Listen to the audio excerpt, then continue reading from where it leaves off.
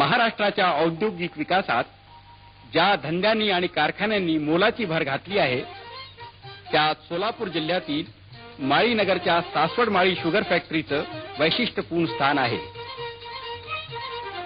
माळी समाजातील काही सामान्य परिस्थितीच्या पण असामान्य कर्तृत्वाच्या शेतकऱ्यांनी हा कारखाना काढला.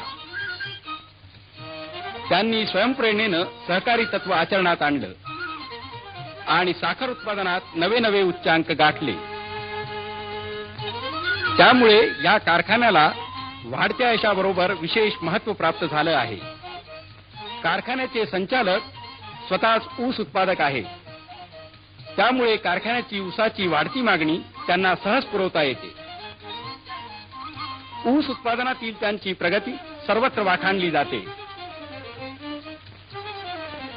आधुनिक यंत्रसामुग्री, विशिष्ट पद्धतीची मशागत आणि ऊस उत्पादन क्षेत्रातील त्यांच्या अनेक वर्षाच्या अनुभवामुळेच या चोथ्याचा बॉयलरमध्ये जळण म्हणून उपयोग केला जातो.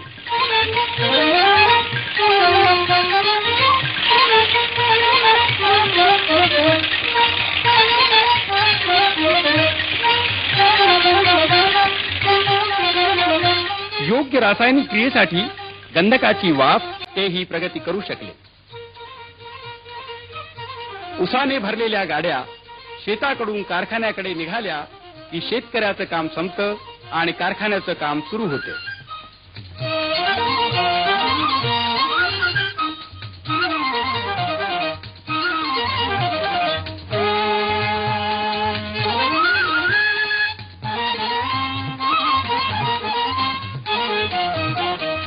वजन झालेल्या ऊसाची ढीग कारखान्यात वापरण्यासाठी तयार ठेवण्यात येतात.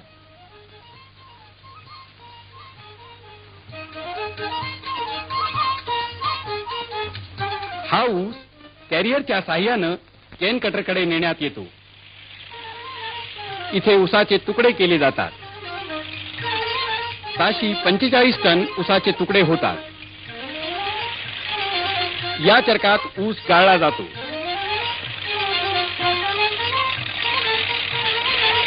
गाळलेल्या रसाचं ऑटोमॅटिक मशीनने वजन करण्यात येतं आणि ठराविक वजनाचा रस पुढील क्रियेसाठी टाकीमध्ये सोडला जातो.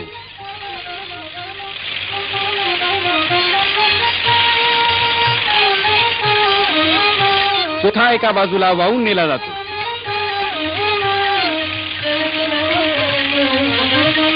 प्रयोगशाळेत या चोथ्याची द्रवता तपासली जाते. त्यातून जास्तीत जास्त साखरेचा भाग निघाला आहे किंवा नाही हे पाहिलं जातं आणि चुन्याची निवळी मिसळण्यात येते. उकळलेला रस पंपाच्या साह्यानं पाकाच्या टाकीत येतो. प्रयोगशाळेत रसाच्या गुणधर्माची पाहणी केली जाते.